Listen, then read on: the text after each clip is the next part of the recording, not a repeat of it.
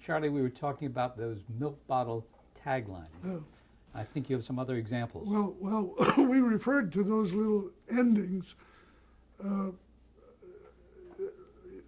you were required by some cockamamie rule to identify the source of the broadcast. This program came to you from Chicago.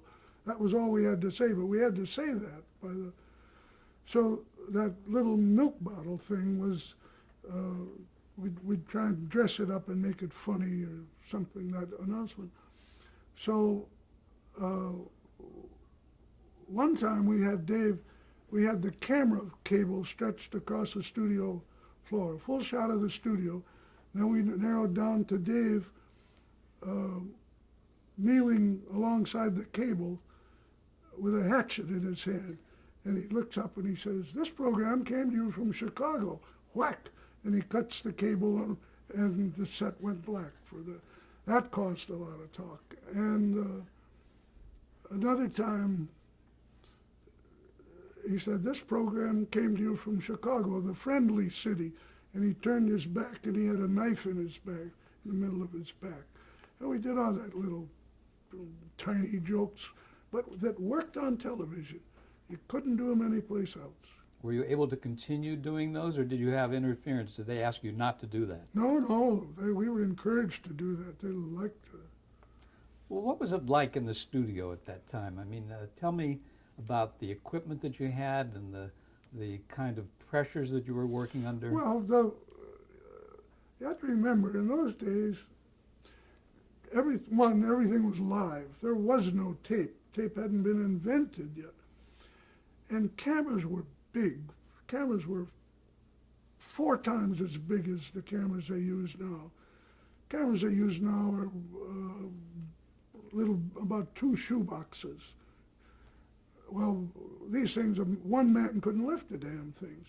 And yet we had to make all those moves and change positions, overshoot, shoot across each other, cameras. And so it was a strange kind of choreography that was required to keep the cables from getting twisted, from people to bump into each other, for people to know what camera they have to play to. The rehearsals were really complicated. But amazingly enough, it nearly always worked. Very seldom were there was a lot of sloppy framing. Pictures overlapped the set a little bit and all that. But the big thing was to get through, particularly the hour shows, event shows.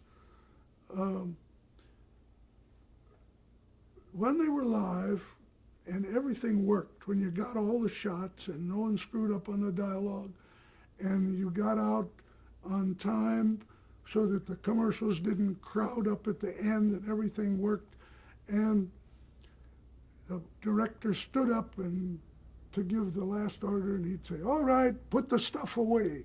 That was the way one of the guys always used to close, especially when we were operating out of a truck or a control room. Well, it was almost like the Yankee dugout. Guys would jump up and hug and slap and laugh and cheer, and it was really celebration when a program was over. Everyone felt, by God, we pulled it off. And then we'd all go out and have dinner and drink too many martinis. But with modern television, you can't do that. Usually, the director closes it and says, "All right, now everybody back in an hour, because we have to insert laughter and we got to do all this stuff to fix it." But those programs never got fixed. They went on, and of course, the audience was different, times were different, requirements were different, but it was fun. And the spontaneity came through, which you don't always see nowadays. Oh, no. You had to, because strange things happened, and you had to accommodate those things. People forgetting. Dan Petrie, who is probably as good a director on the West Coast as you can find, Dan used to direct Stud's Place, another show that I was involved with. And then he moved into New York and directed some of the big dramatic shows. And one time, I don't remember the details specifically, but this is what happened. One of the leading characters in our dramatic show, this was for Westinghouse or somebody like I that, think it was Armstrong. Armstrong, had a heart attack after the dress rehearsal, and Dan, the director, was the only one that knew all the moves, all the problems. He put on makeup. Now he's 30 years old and the character was 60 or something like that. They put makeup on him and he played the show with an earphone and his AD, assistant director, reading the dialogue to him. And there's Dan acting up a storm. He finished the show and no one really knew the difference. Did Made a anything, lot of actors nervous. did anything like that ever happen to you? I mean, did you ever have to go on stage and do lines? Nothing really like that. I used to write myself in little scenes when we needed someone and nobody cared. On Garraway at Large? Yeah, Garraway at Large. Now, did you use booms and the bigger equipment? So there was no small equipment. What about the size of the studio? Did you feel cramped or did you have plenty of space? Oh, it was people with lighter equipment. I don't think would dare do a show out of out of Your studio at WMAQ? studio in New York.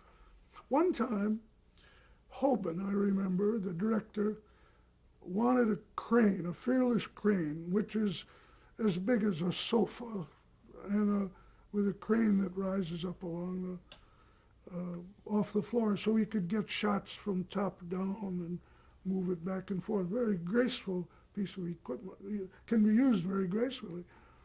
And the crane was ordered, and then it wasn't this month. It delayed, and manufacturing delayed again, and shipping. And finally, the crane arrived, and Hoban wanted to use it right this week. And there was no place in the studio because our cameras were grouped in the middle of the studio, and the sets were around the show, so we could go from 1 o'clock to 2 o'clock to 3 o'clock around the studio. And here was this huge piece of equipment by our standards, and it took up all the room.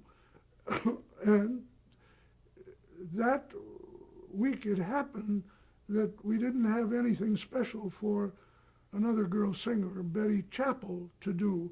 We were going to have her just stand in front of a painted flat, sing her song. And I said to Hoban, put her on the operator's seat and turn the camera head around on the crane, so that when it moves, the whole studio will swim behind her. Well, Betty Chappell sat there singing this stupid love song with the set moving 360 degrees behind her. We got calls from New York. How did you do that? What? And we said, well, we've been working on it for 6 or 8 weeks to get it down. Nothing. Brilliant. It really worked, but you could take those chances. So. You know, I forgot to ask you when, if you can remember, you first saw television. Well, I don't remember exactly. Were you at the Chicago World's Fair in 1939 by chance? Well, I was, but I don't remember much television there. That's where RCA had their big Yeah. demonstration. But I remember I had one of the little Admiral, I think it was, with a round screen like a porthole, and I bought one of those as soon as they were available. And my neighbors used to come in to watch. We got 8 or 10 people looking at a set about as big as my head. What did you watch? Do you recall? No. Milton Berle, maybe? Oh, yes, of course. Yeah. Whether I watched it on that set, I don't know, but I do remember Maury Amsterdam and that well-endowed young lady with all the blonde hair, Dagmar. Dagmar. Yeah, that was a big thing. Mhm. The screen barely contained her, as I remember. Well, what were the challenges of a writer working on a television show as compared to what you did on radio? I mean, did you find yourself more restricted or freer? Well, I tell you, in many ways, you were restricted by the capability of the studio and the equipment. That was very limited. You'd have a lot of big ideas, but no room to put them. Radio, you didn't have that problem. You said, oh, look at those mountains over there, and your mountain problems were over. Television, you had to show the mountains. That was a problem. Although I remember we did a song, and it was done by two mountain climbers, and we laid it out on the floor and painted the mountain cliff, the cliff they were climbing, on the floor, and we had the camera up above working from a stepladder, shooting straight down, so it looked like they were climbing up. I've forgotten how we paid it off, but here again, it's high school kind of stuff, but new then. But radio was certainly easier. My God, a half-hour rehearsal and you could do just about anything. What about the show itself in terms of rehearsal? And Dave obviously didn't like to get into too much rehearsal. Yeah. What would you do? Just give him an outline of what the show was going to be? Yeah, pretty much. Well, Dave was always there to see where the song ended, where everyone was standing, and then by that time I would have made notes. Go in and sit on the edge of the bed and tell her don't cry anymore. If it was a song where Connie Russell ended up crying on the bed, then Dave, who had nothing to do with the song, would just coast in, make a little joke with her, and come out. So Dave would walk through that and make up his mind how he was going to say things, but he never really rehearsed, other than for the audio people. The rest of it was just Hoban and Bob Banner. Don't go so far left, David. That kind of stuff. The rest of it, Dave did what he did. But you wrote everything yourself, the Cliff Norton sketches. Did you have any other help? No, there was no other writer on the show. And Later on, after we came to New York, the very end of that run, a couple of guys came in. I was producing at that time, and I was ready to move on to another thing, and so I needed help, and I got it from a couple of guys. what was it like? Did you rehearse all week for this, or did you just? No. We had a run. We had a music rehearsal, and then a run. You did the sketches. We did the sketches. Then on the second day, we put it on camera. The third day, we did run through and dress, and the fourth day, we patched up, and then did the show in the evening. And I think it was 3 days, maybe 4, 3 days. So what was the atmosphere like before you went on the air? Was it like opening night on Broadway? No, Not it was that a you- little more business-like than that, because we knew what we were going to do. Now we were just worried about doing it right. It wasn't. Were you in the control room while the show Yeah. was on the air? Yeah. Did you make any suggestions or Oh, sure. to the floor? I'd go out in between during commercials and talk to Dave. It's going good, Dave. Take it easy. You're pushing a little fast. Slow down. That kind of thing. Do you recall any time that you had a mishap, not the size of the Dan Petrie story, but anything that happened that you had to take care of on the set? Yeah, there were, I don't know how many dozens of things, those little things that happened, usually off camera. I don't remember anything. Were there cue cards for the singers to remember the lyrics? Yeah, sure. Mhm. Yeah, they stood alongside the camera. And, I've held cue cards many times when when the people couldn't change sides fast enough or something like that. I remember one thing. I had suggested that there was a little piece of a song done in a drugstore soda fountain, and Dave always wore bow ties. And I said, Dave, wear a black string tie, because when those things get twisted, it's like a rope. And you lean over the malted milk mixer, and we'll put tape on it, and the tie will get caught in the mixer, and it'll wind up and pull your head down, and then you get out the best way you can. He said, well, I wonder about not wearing the bow tie. And at one time, what difference does it make? I said, okay. Well, we had a pair of scissors there so that he could cut his tie to go on with the business, and the cameras were ready to pick him up and move him over to the next set. But I underestimated how tightly that knit tie would get wound. Well, it got wound so that it was so much a rope that the scissors wouldn't cut it.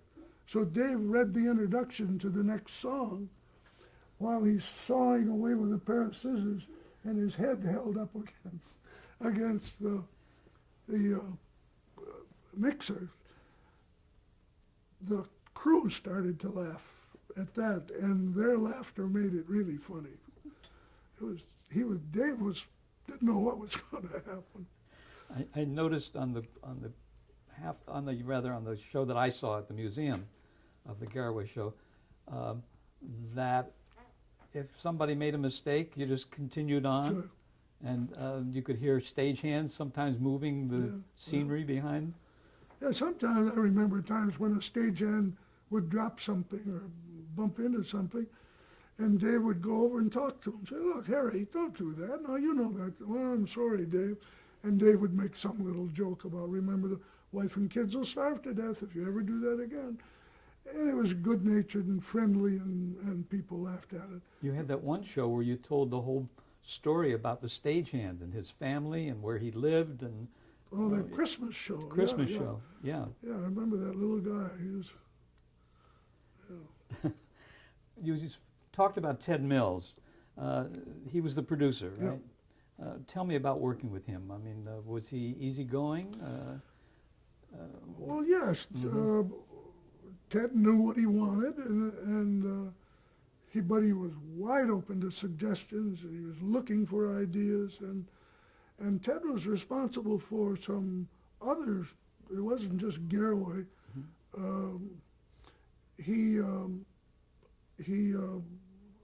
I can't think of it. It was a big afternoon series, Hawkins Falls. Very successful, first of the television soap operas, really. Ted was responsible for that being on NBC. So he was very creative. Very much so, yeah. Really, Did he accept your ideas? yeah. That was what made him a joy to work with. He'd come in with a suggestion. You'd say, no, I don't know, I'm not comfortable with that, Ted. What if we do it this way?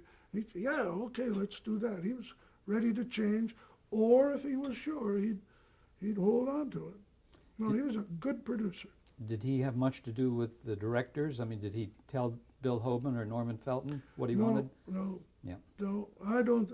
He'd make general suggestions, but he was smart enough to know to let the guys who know how to do it. He never interfered. And were the directors creative? Yes, very much so. Billy Hoban was as good a creative director as I've ever seen. He could make things work when you thought they couldn't. I remember one time a cameraman, his name was Haley, on his way to the studio, he passed a construction site, and there were some of those glass bricks that they used to use for partitions in the then modern apartment houses. They were about so big and double-faced, and they were divided into a whole bunch of little tiny squares.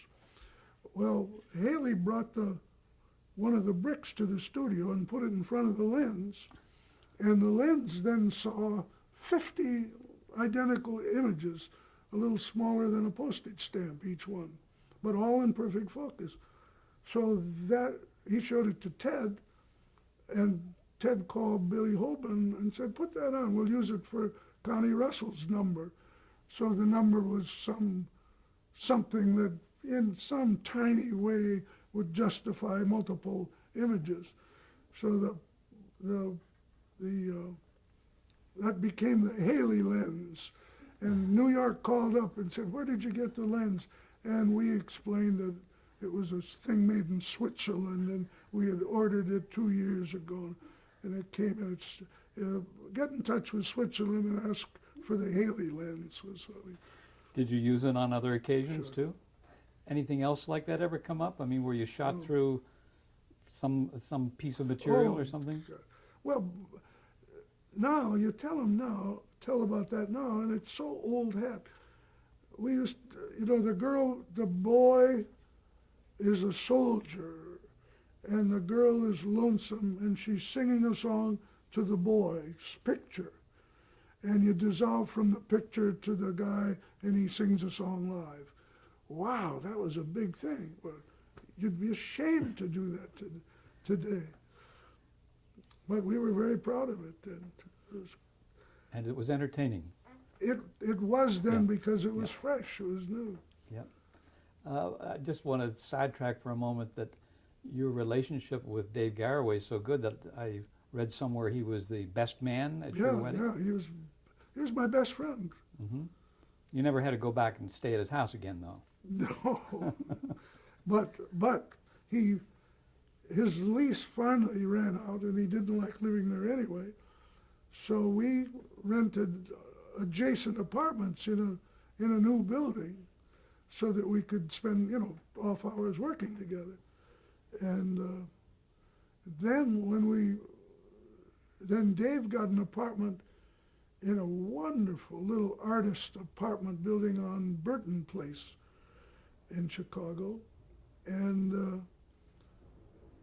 then he got the apartment, and then he took me to the landlord, and I got a little apartment. Great apartments, geez, for $300, I think. Fireplace, tile, bedroom in the balcony, great pads for $300, and a place to park your car. Did Dave have a long-time marriage? I mean, Yes, you yeah, mentioned he one was, divorce he had. Dave had a long-time marriage. I never met his first wife, or maybe I met her once. And he had a daughter by her, and then he married again Pamela, and that marriage lasted 3 or 4 years. And then he was a bachelor for quite a while, and then married Dave was an astronomer, his hobby, and a respectable one. He often consulted about problems, and built his own telescopes. And then late in life, Dave was by that time in his late 50s, I think, married again, maybe a little earlier than that, and married a woman, an astronomer, professor of astronomy in Philadelphia, something like that. But he was What other interests did he have? He had cars and Cars. astronomy. astronomy.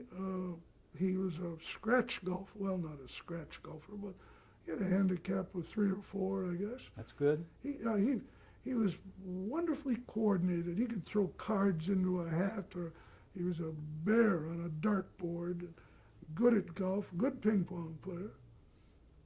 He was. Did he ever do any writing? I don't think so. Mhm. No, I don't. I wonder if he No, I think he might have was. shared that with you in some No, way. not really. He was more of a dilettante than he was a doer Mhm. in that sort of thing. You told me an amusing story off camera about winning the Look Magazine Award in 1951. Let's Oh, talk yeah. about that. Well, before there was an Emmy Award, there was the Look Award. That was the first award show for television, and it was sponsored by Look magazine. And those were in the days of the great photo news. There was Life and there was Look. And I don't remember any other really in that format. And Look was hugely successful. So they had the television awards. And I was awarded the prize as the best writer in television. For Dave And Garroway. No, for Dave Garroway and Stud's Place, a dramatic show where the performers improvised their dialogue. So I got this big writer's award, and I didn't write anything at all. It was amazing. Well, they were cognizant of what you had done with the shows. I certainly welcomed it. But, Do you remember what cities the Garroway show, Garroway at Large, went to on Kinescope? no. Um, It was bicycled to many cities. Mhm. They'd make X number of copies, Kinescope being a roll of film taken from the screen of a television set. They would put the 16 millimeter camera right up against the screen and shoot it, right? Right. Mhm. And then they called it bicycling, but what it was they mailed it and postal service delivered prints all over the country. Some shows would have more delivery places than others, and nearly all that film has disappeared. Tons of it. I was going to ask you if you'd ever seen any of the shows broadcast on Kinescope and what your reaction was. Well, yeah, I saw a couple, and What was the quality like? adequate for then, unacceptable today. Scratchy black and white. Yeah. When you wrote for Garroway at Large, you also did the radio shows? We talked Yeah. about that, yeah. Dial Dave Garroway. Yeah, and the Chevrolet was the initial sponsor. In June of '51, the show was canceled. Do you recall that? Yes, vividly. Yes. Uh, What were your feelings That about was that? Garroway at Large Yes. that was canceled then. Yeah, Dave and I were Dial Soap. This is a little long, this story, with Do much it. detail. Do it. Dave and I Dave wanted a vacation. He was tired. Mhm. And Dial Soap, the sponsor, didn't want him to take a vacation because they had him, momentum was going, he was established, he was their star, and they said, no, we don't want to bring in a substitute. This was New York or No, Chicago? this is in Chicago. In Chicago. All right, let's hold up for a Yeah. moment on that while we change tapes. Yeah. Yep.